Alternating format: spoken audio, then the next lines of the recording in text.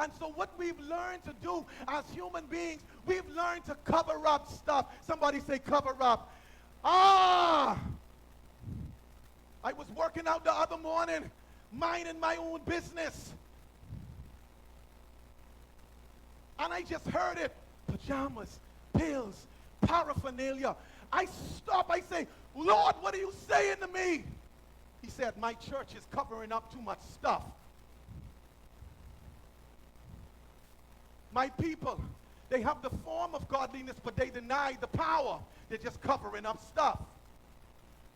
There are so many of them, they're singing on the praise team, but they have a pain, and they're singing through their pain, but they never address the pain, Courtney. There are too many pastors. They're laying hands on people, but they don't lay a hand on their own wounds.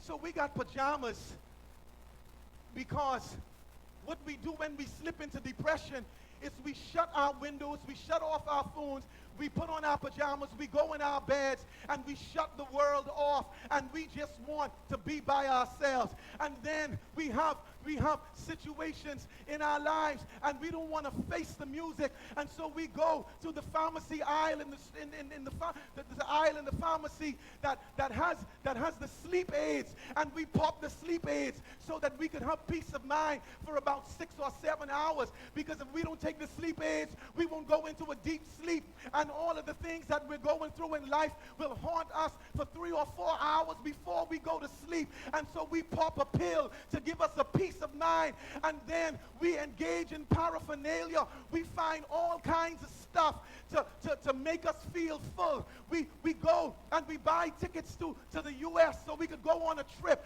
and we try to push our pain back home and try to take somebody else. And when I say take somebody else, I'm not talking about another individual. You try to leave you at home and take a different you on the plane, thinking that you could just leave all the drama at home and you take a different you on the plane. But baby, let me tell you something, it don't work like that. Because if it's a storm that God ordained in your life, you can't leave the storm in Provo and take the peace of God with you on a trip somewhere else. If God ordained the storm, it means that it's going to go with you, because God is trying to teach you how to navigate through storms. You look in the mirror and you say, what is going on in my life? What's going on is you've learned the art of covering up. Our parents taught us you don't act the same way in public that you act in private. The things we do at home, we don't do in public.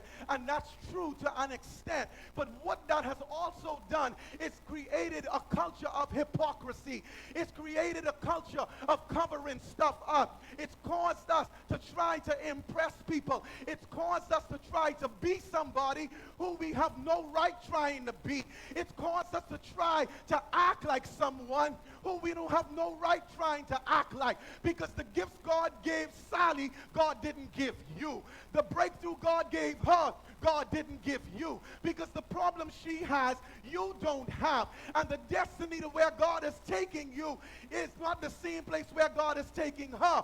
And so we slip into depression. We try to pop a pill, or we try to hop on a plane, and we think that everything is going to be all right if we bury our head in the sand. But baby, let me tell you something. Every problem in your life is not going to go away by just burying your head in the sand and putting on a pajama and jumping in your bed and shutting the blinds. You can't ignore it any longer, because God is calling you higher. Somebody say higher.